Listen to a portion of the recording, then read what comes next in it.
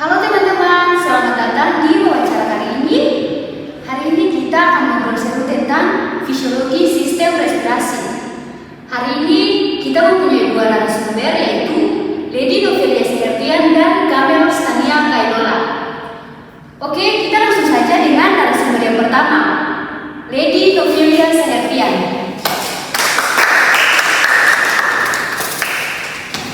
Halo Lady, bagaimana kabarnya?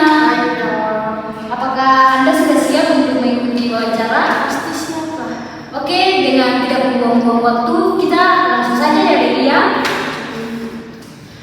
Bagaimana sih mekanisme ventilasi paru-paru yang terjadi selama inhalasi dan ekshalasi? Jadi mekanisme ventilasi paru-paru itu atau pertama itu terbagi atas dua, yaitu inhalasi dan eksalasi. Di mana inhalasi itu dimulai dari diafragma dan otot itu di antara tulang dada itu berkontraksi sehingga rongga dada itu membesar dan tekanan udara dalam paru-paru itu lebih rendah dari tekanan atmosfer. Lalu udara dari luar itu masuk ke dalam rongga paru-paru. Untuk yang eksalasi itu di mana diafragma dan otot itu kembali ke seperti semula dan rongga dada itu mengecil sehingga tekanan udara yang masuk ke dalam paru-paru itu menjadi lebih besar atau lebih tinggi dan tekanan atmosfernya itu lebih rendah dan rongga dada itu dia bekerja seperti semula kala. Oke Lady, yang kita tahu nih, hemoglobin itu kan protein dalam darah dan membawa oksigen. Apa sih peran hemoglobin dalam pengangkutan oksigen dan karbon dioksida? Jadi untuk pengangkutan oksigen itu dimulai dari dimana kita tahu bahwa oksigen itu dihirup melalui mulut, tenggorokan dan paru-paru. Dan setelah itu oksigen itu dibawa menuju ke alveolus. Setelah di alveolus, oksigen itu kemudian diikat oleh hemoglobin dan di mana proses itu dinamakan dengan oksihemoglobin. Setelah sudah terikat menjadi sebuah sel darah dan itu dibawa menuju ke seluruh tubuh. Dan yang kedua untuk proses karbon dioksida itu yang kita tahu bahwa karbon dioksida itu dihasilkan oleh proses metamorfose tubuh. Jadi dimulai dari itu dibawa oleh sel-sel ke kapiler vena. Setelah sampai dibawa ke kapiler vena, diangkutnya lagi oleh eritrosit, dibawa ke paru-paru dan di dalam paru-paru itu karbon dioksida itu dibawa kembali menuju ke alveolus. Sesampainya di alveolus, karbon dioksida itu dikeluarkan melalui hembusan napas manusia seperti itu. Oke Lady, berapa sih nilai normal HB untuk laki-laki dan perempuan? Untuk laki-laki itu berkisar antara 15 sampai dari 13 sampai 15 gram per desiliter.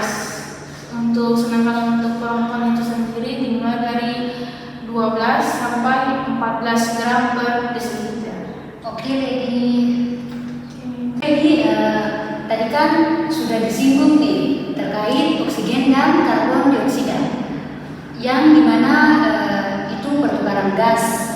Nah, bagaimana sih pertukaran gas pada alveolus?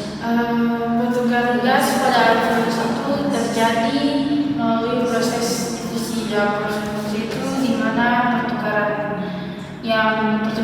zat yang berwujud gas di antara alveolus dan darah. Nah, bagaimana prosesnya itu? Prosesnya itu dimulai dari O2 itu sendiri dihirup ke dalam alveolus, lalu O2 itu berdifusi dari alveolus ke kapiler yang berada pada dinding alveolus.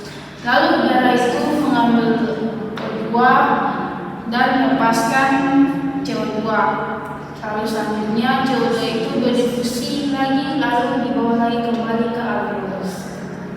Oke Lady, terima kasih atas waktu dan kesediaannya untuk mengikuti proses wawancara ini. Terima kasih. Iya, Lady.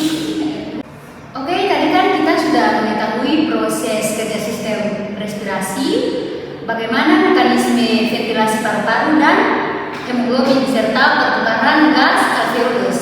Oke, dan sekarang kita lanjut ke narasumber yang kedua, yaitu Kamel Stania Kailola.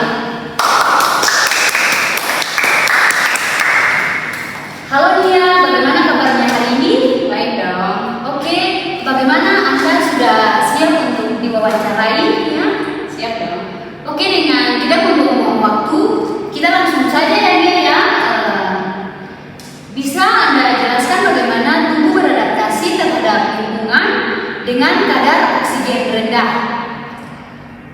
Ya, misalnya ketika kita berada pada ketinggian, tubuh kita itu akan mengalami peningkatan produksi eritropoietin atau EPO dari ginjal, yang dimana itu akan merangsang pembentukan eritrosit untuk membantu kapasitas pengangkutan oksigen.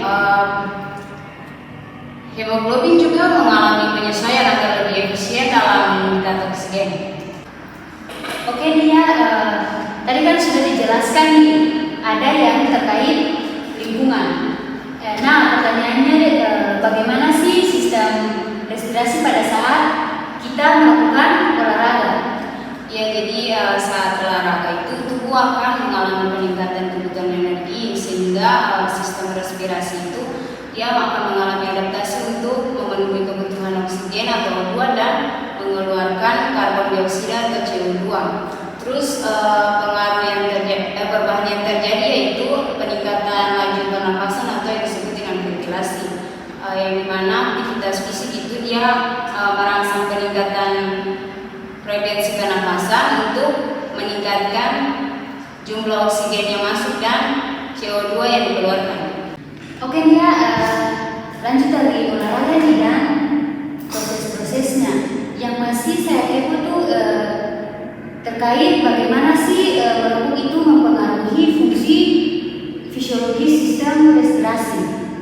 Ya, jadi efek merokok terhadap sistem respirasi itu dia bisa merusak epitel saluran pernafasan, menghancurkan silia dan mengurangi efisiensi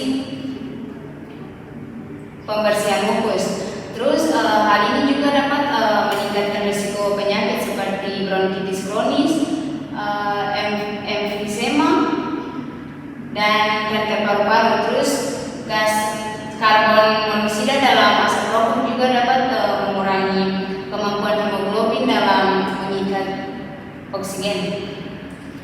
Oke Nia, terima kasih atas waktunya untuk mengikuti proses wawancara